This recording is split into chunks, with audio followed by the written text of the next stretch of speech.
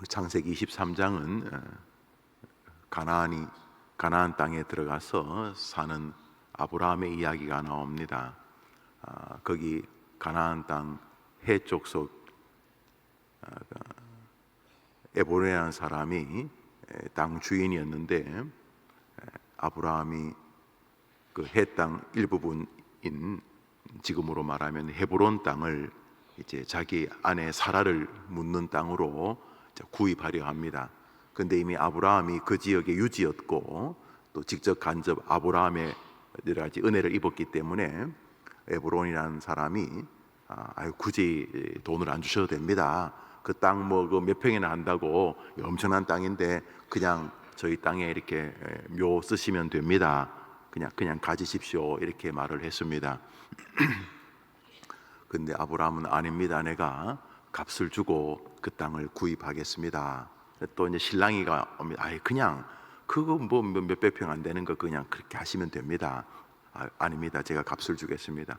꽤 장황하게 창세기 23장은 이 헤브론 땅을 다윗이 값을 주고 샀다는 이야기로 한 장을 채우고 있습니다.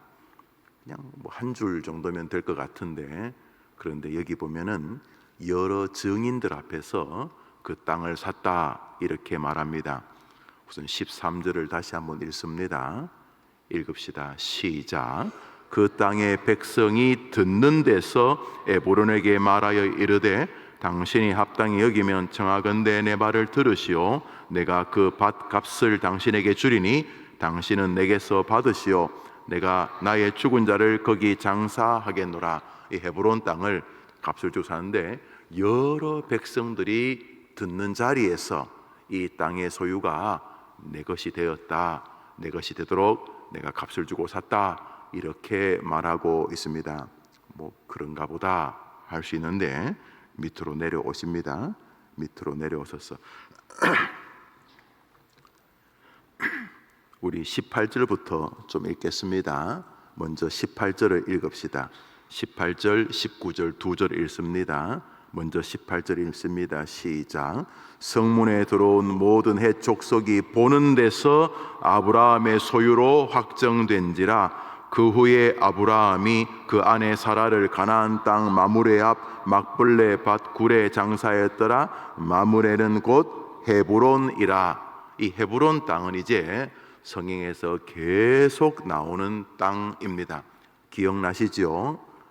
유다의 대표였던 갈렙이 한참 뒤입니다. 아브라함이 죽고 이삭이 죽고 또 야곱도 이제 죽고 요셉 때문에 이스라엘 백성들이 다 애굽에서 이제 보존을 받지요. 보존을 받다가 이제 조그만 70여 명의 백성들이 400여 년 동안 200만 명 가까운 도시 국가의 형태를 가지게 되죠. 그리고 한참 더 지난 다음에 400여 년 뒤에 모세라고 하는 하나님이 걸출한 지도자를 세워서 출애굽하니까, 이 지금 출애굽 이전에 얼마나 됩니까? 모세 이전에, 요셉 이전에, 야곱 이전에, 이삭 이전에, 아브라함, 지금 이 아브라함의 이야기인데 이 가나안 땅 헤브론 땅을 수백 년 전에 아브라함이 값을 주고 삽니다. 가나안 땅은 다 아브라함 거는 아니더라도 헤브론 땅은 아브라함이 값을 주고 산 거지요. 훗날 거의 모든 가나안 땅을 정복하고 헤브론 땅이 남았습니다. 가나안의 아낙 자손들이 끝까지 저항하던 땅이 헤브론 땅이었는데, 그때 85세가 된 갈렙이 출애굽 마지막에 일어서서 여호수아에게 지도자여, 그냥 그 시점부터 40년 전 그들이 젊을 때였겠죠. 모세 앞에서 당신 여호수아하고 나하고 나머지 10여 명이 이 땅을 정탐했을 때에 지도자, 모세를 말합니다. 지도자께서 그 땅을 밟는 자를 그 땅의 주인이 되게 하겠다고 하지 않으셨습니까? 40년 전에 제가 이 땅에 왔었습니다. 그러니 헤브론 땅을 저에게 주십시오 해서 이 헤브론 땅이 유다 후손의 땅으로 귀착되는 것으로 가나안 정복이 끝이 납니다. 헤브론 땅은 굉장히 의미가 깊은 기독교 역사의 중앙에 서 있는 지명이 되겠죠.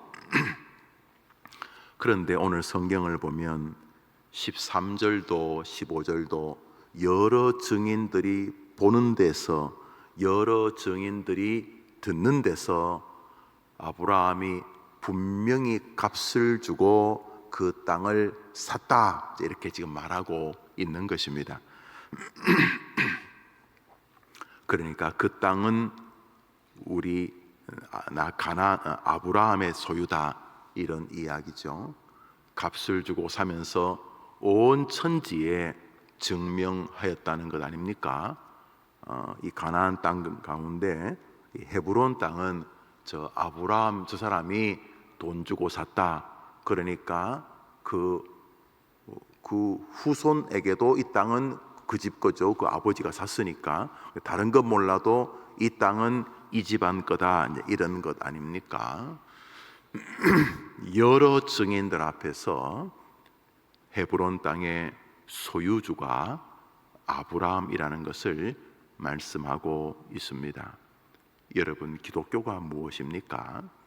기독교는 우리를 하나님이 땅조가리 돈 몇 푼 정도가 아니라 온 만물이, 온 우주가 그분의 발 앞에 굴복하는 만왕의 왕인 성자 하나님이신 예수 그리스도를 죽이면서 값주고 샀다는 교리 아닙니까?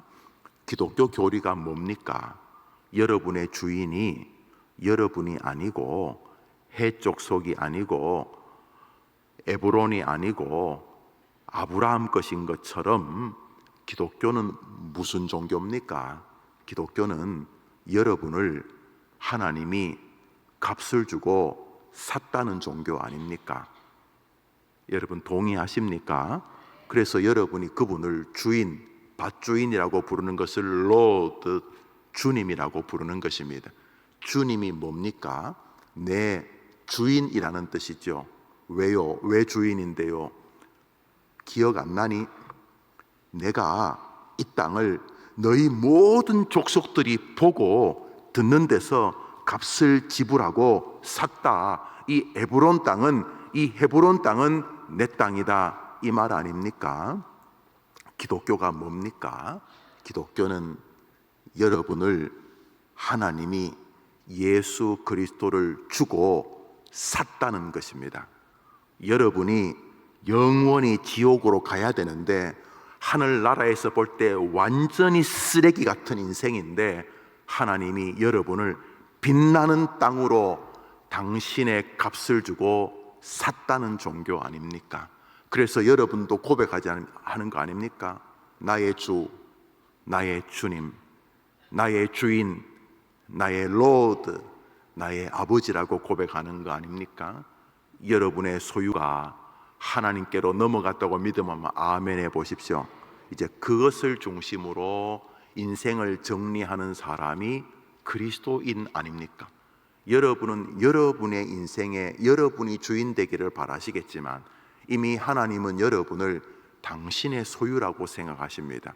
왜냐하면 온 천하와 온 천사들과 온 역사가 다 보았습니다. 하늘도 보고 땅도 보았습니다.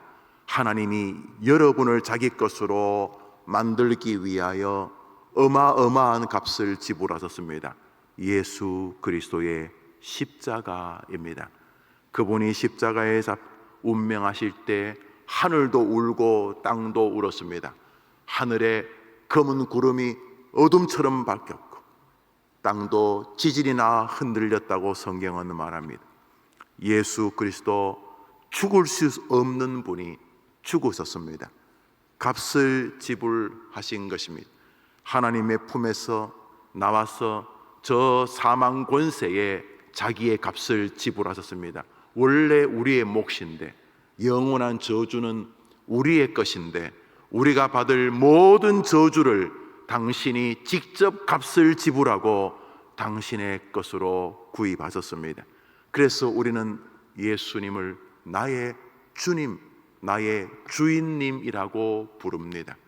여러분, 여러분의 소유가 여러분이 아니라는 사실이 기분이 나쁘시면 정상적인 그리스도인이 아닙니다. 곰곰이 생각해 보십시오. 나의 주인이 하나님이란 사실이 얼마나 위로가 되고 얼마나 기쁨이 됩니까? 여러분의 인생은 이제부터 이 일을 하셔야 합니다. 온 사람들이 보는 앞에서 여러분은 여러분의 주인이 하나님이라고 말해야 될 사명자라는 사실입니다. 창세기 27장을 볼 때마다 의문이 안 드십니까? 이건 뭐 기껏 땅 사는 이야기인데, 사라가 120살에 죽었는데 땅 샀다는 이야기, 그 신랑이 좀 약간 이렇게 뭐 좋은 의미의 논쟁입니다. 이 에브론, 땅 주인이 이제 에브론인데, 이 막벨라 그 근처에 있는 그 해쪽 속이고, 소할, 아버지가 소할의 아들 에브론이, 아유 어르신, 이제 아브라함이 그 지역의 유지였으니까, 아유 어르신 그 땅 그냥 가지세요. 그거 뭐 몇백 평 얼마 되지도 않는 거 그냥 가지세요. 내가 돈 주고 사겠네, 정당하게 사겠네. 아유 그냥 가지세요. 내가 사겠네. 그 이야기가 한 장을 다 차지하고 있어요. 그런데 계속 성경은 많은 사람들이 보는 앞에서 그 땅의 주인이 아브라함이라는 것을 선언하고 있는 것입니다. 우리 이야기입니다. 여러분이 사는 동안 무엇 때문에 여러분의 주인이 하나님이라는 것을 말하지 않는 것입니까? 무슨 고매한 의견이 계셔가지고 여러분은 여러분의 주인이 하나님이라는 것을 여러분 자녀들에게, 여러분 부모님들에게, 여러분 만나는 동료들에게 왜 말씀하지 않는 것입니까? 왜 기어코 여러분의 주인이 여러분이라고 말하고 싶어 하시는 것입니까? 값이 너무 허술해서 그렇습니까? 예수란 값이 너무 값싸서 그러신 건 말이 안 되는 거죠. 우리의 주인이 하나님인 줄 믿습니다. 이것이 우리를 얼마나 위로로 인도하는지 모릅니다. 인생이 외로운 이유는 주인이 없어서입니다. 갈 바를 몰라서 그렇습니다. 그러나 조금만 신앙 안에서 자신의 자리를 정돈하면 우리는 너무도 분명히 갈 곳을 향해 걸어가는 사람들이며, 우리는 주인이 있는 사람이며 주인이 지켜주는 생애입니다. 허술한 주인이야 내버려 두겠지만 자기가 진짜 주인이신 분은 그 땅을 아름답게 가꾸지 않겠습니까? 여러분은 인정하지 못한다 할지라도 여러분이 잠든 순간에도 하나님은 여러분을 떠나지 않을 줄 믿으면 아멘 해보십시오. 여러분이 그분의 것이기 때문입니다. 시원찮은 주인이야 내버려 둘지 모르지만 우리 주인 하나님은 자기 땅을 절대로 소홀히 다루시는 법이 없는 신실한 분이시기 때문입니다. 오늘도 주인은 우리에게 많은 은혜를 베푸십니다. 오늘자 날주 사도행전 22장입니다. 사도행전 22장입니다. 오늘자 날주 사도행전 22장입니다.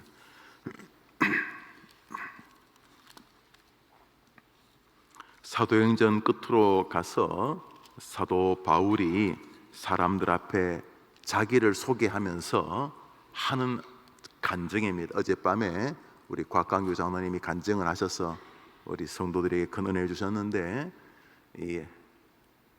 이 바울에게는 예수님을 다메섹 도상에서 만난 그 사건이 그의 최대 간증으로 보입니다. 그래서 신약 성경에도 다른 본문에서 약 3번 정도 이 사건을 계속 리바이벌을 하고 있습니다. 오늘도 그 중에 한 부분입니다. 우리 성경 말씀 사도행전 22장 6절부터 8절까지 읽겠습니다. 6절부터 8절입니다. 시작. 가는 중 다메섹에 가까이 갔을 때에 오전쯤 되어 호령이 하늘로부터 큰 빛이 나를 둘러 비치매 내가 땅에 엎드려져 들으니 소리 있어 이르되 사울아 사울아 네가 왜 나를 박해하느냐 하시거늘 내가 대답하되 주님 누구시니까 하니 이르시되 나는 내가 박해하는 나사렛 예수라 하시더라. 이제 사도 바울이 예수님을 만나는 장면입니다. 그 전에 스데반 집사님을 돌로 때려 죽이는데 옷을 지켰다는 말은 뭐 기준이 되었다는 말이기도 하고 동참했다는 뜻이기도 하고 정신적인 어떤 그 뭐 브레인이었다 이런 뜻이기도 하고 뭐 뒤에서 부추기는 뭐 그 앞에서 그 똘마니 같은 행동대장이 있지만 뒤에서 이렇게 은근히 부추기는 그런 그 뭐라고 해야 되나요? 제가 대학 다닐 때 데모할 때 그런 거 있잖아요. 앞에 그냥 열심히 하는 친구가 있고 뒤에서 이렇게 짜장면 먹으면서 지령을 내리는 뭐 그런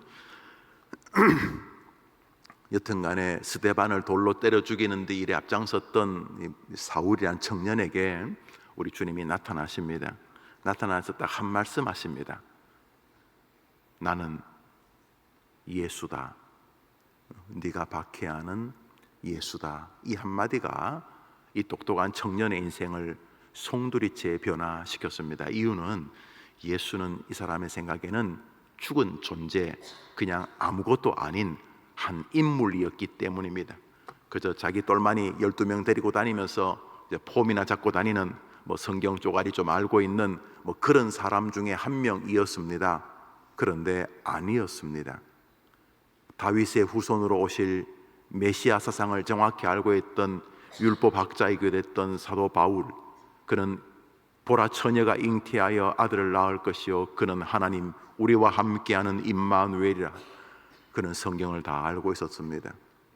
그런데 사람들이 예수를 메시아라고 말하니까 견딜 수가 없었습니다. 그래서 예수가 그저 훌륭한 선생이다 뭐 이 정도야 받아들일 수 있지만은 예수가 구주다, 인생의 주인이다 받아들일 수가 없었습니다. 그래서 예수가 부활했다는 인간들은 하나님을 모독한다고 생각을 했을 것입니다. 그런데 그는 그분을 만납니다. 밝은 빛과 천둥과 지진같이 땅이 흔들리자 같이 예수 믿는 사람 잡아 죽이러 가던 사람들은 다 공포에 질려 있는데, 일본 쓰나미처럼 일본 지진처럼 모두가 다 그 땅에 엎드려서 막 안절부절하고 있는데 또렷이 히브리 말로 들립니다. 사울아 사울아 너가 왜 나를 박해하느냐, 주여 누구시니까? 나는 너가 핍박하는 박해하는 예수다. 이 한마디가 이 사람의 인생을 완전히 바꾸게 됩니다. 완전히 바꾸게 된 결정적인 정신세계가 무엇인가? 바울에게 예수님이 자신의 주인이 되었던 것입니다. 자신의 주인. 주인이 뭡니까? 저는 뭐 짐승을 굉장히 좋아합니다. 뭐 형편이 만만치 않아서 이렇게 여태까지 키우기가 쉽지가 않아서 그렇지, 이제 은퇴하면 저는 해보고 싶은 것 중에 하나가 개 10마리 기르는 거거든요. 고양이도 기르고. 제 딸이 저하고 좀 비슷해가지고 뭐 뱀도 기르자 그러고 하여튼간에 뭐 그런데 하여튼 그래. 제 개라면 제가 제 주인의 권리를 가지고 잘 돌볼 것이고 또 배려할 것이고 또 산책도 시켜줄 것이고 뭐 그렇게 하지 않겠습니까? 우리 하나님이 우리 주인이라면 우리를 그냥 방치하실 리가 없는 것입니다. 사도 바울, 사울의 인생을 살 때 그는 주인이 없었습니다. 기껏해야 뭐 들은 공부, 뭐 그 시대 가말리엘이라면 지금 옥스퍼드, 하버드 생각하시면 됩니다. 그 학벌 정도가 자랑거리였을 것입니다. 그저 뭐 읽었던 모세오경 정도가 자신의 신앙을 이끄는 학문적 기반이었을 것입니다. 초라하기 짝이 없는. 그러다가 예수님을 만납니다. 누구시니까? 주여 누구시니까? 나는 네가 죽었다고 생각하는 예수다. 아, 이분이구나. 죽은 거 내가 아는데 십자가에 박혀 창으로 찔려서 옆구리가 터지고 심장이 터지고 물과 피를 다 쏟아 죽었는 거 내가 아는데 이분이 부활하신 그리스도구나. 그 이후로부터 사도 바울의 서신에 나오는 가장 중요한 말이 주 안에서, 나의 주 그리스도 안에서, 엔 크리스토스, 예수 그리스도 나의 구주 안에서라는 말입니다. 사랑하는 여러분, 하나님이 여러분을 예수라고 하는 어마어마한 값을 지불하고 여러분의 주인이 되신 줄 믿으면 한번 아멘 해보십시오. 그러면 여러분도 이렇게 사셔야 합니다. 여러분이 서 있는 곳에서 이 땅의 주인이 하나님이라고, 이 땅의 주인이, 여러분의 주인이 예수님이라고 사람들에게 고백하는 삶이 되어야 한다는 것입니다. 성경 창세기 23장은 기어코 이 땅의 주인이 아브라함이라고, 이 땅의 주인이 돈을 주고 분명히 아브라함이라고 말하고 싶어 하는 것처럼 우리 주님은 오늘 이 아침에 네 주인이 나라고 말하고 싶으신 것입니다. 나는 내 모든 값을 지불했다. 나에게 있는 가장 소중한 예수 그리스도, 내 모든 것을 지불하고 김영우 너를 내 것으로 만들었다. 너의 주인은 나다. 이러고 말씀하시는 것입니다. 무엇 때문에 하나님이 여러분의 주인이라고 말하지 않는 것입니까? 그 알량한 명예 때문입니까? 어색한 사회생활 때문입니까? 여러분이 사람들에게 예수님이 여러분의 주인이라고 말하면 수입이 줄어듭니까? 인간관계가 이상해집니까? 술자리가 이상해집니까? 무엇 때문에 여러분의 주인이 하나님이라고 말씀하지 못하시는 것입니까? 왜 아이들을 앉혀놓고 여러분이 삶으로 여러분의 주인이 하나님이라고 말하지 않으시는 것입니까? 왜 임종에 가까운 부모님과 친인척 이모 고모에게 왜 여러분의 주인이, 값을 주고 사신 여러분의 주인이 하나님이라고 말씀하지 않으시는 것입니까? 너무 값싸게 팔려서 그렇습니까? 예수님 너무 값싼 값이어서 그러신 것입니까? 막벨라 굴을 사면서 아브라함은 모든 사람들에게 이 땅의 주인이 나라고 말하고 있는 것처럼 하나님은 모든 사람들에게 여러분의 입을 통해 여러분의 주인이 하나님이라고 고백하기를 원하고 계시는 것입니다. 오늘 하루 당당하게 나는 주인이 있는 사람입니다 고백하는 여러분 되기를 바랍니다. 그 고백 때문에 여러분을 제어하고, 여러분의 주인이 하나님이라고 말하는데 소새끼 말새끼 함부로 말하겠습니까? 여러분의 주인이 하나님이라고 말하면서 손주 앞에서, 아들 딸 앞에서 함부로 처신하겠습니까? 여러분의 주인이 하나님이라고 말하면서 동료들에게, 오늘 만나는 고객들에게 함부로 말할 수 있겠습니까? 주인이 있는 인생은 이런 면에서 감격스럽고, 주인이 있는 인생은 이런 면에서 은혜 속에 살게 되고, 주인이 있는 인생은 이런 면에서 담대하게 되고, 주인이 있는 인생은 이런 면에서 오늘도 성화의 길로 한 걸음 내딛게 되는 것입니다. 아브라함이 값주고 산 막벨라 굴은 창세기부터 요한계시록까지 성경이 도도하게 흘러가는 중심에 있는 지명입니다. 여러분은 이 시대의 아름다운 헤브론입니다. 여러분이 있는 곳에서 여러분의 주인의 이름이 높아지게 되기를 주님의 이름으로 축복합니다. 당당하게 고백합시다. 나는 나의 주인이 하나님이십니다. 입으로, 그 입으로 고백하는 것이 하나님께 누가 되지 않도록 몸부림치는 삶으로 오늘도 하나님을 주인으로 고백하는 여러분, 아름다운 하루의 주인공 되기를 주님의 이름으로 축복합니다. 주님 가르친 기도로 예배를 마치고 또 자유롭게, 저도 아침에 무슨 모임이 있던데 여러분들도 다 하루 열심히 출발하시기를 바랍니다. 하늘에 계신 우리 아버지여, 이름이 거룩히 여김을 받으시오며 나라의 임하옵시며 뜻이 하늘에서 인같이 땅에서도 이루어지이다. 오늘날 우리에게 일용할 양식을 주옵시고, 우리가 우리에게 죄 지은 자를 사하여 준 것 같이 우리 죄를 사하여 주옵시고, 우리를 시험에 들게 하지 마옵시고 다만 악에서 구하옵소서. 내게 나라와 권세와 영광이 아버지께 영원히 있사옵나이다. 아멘.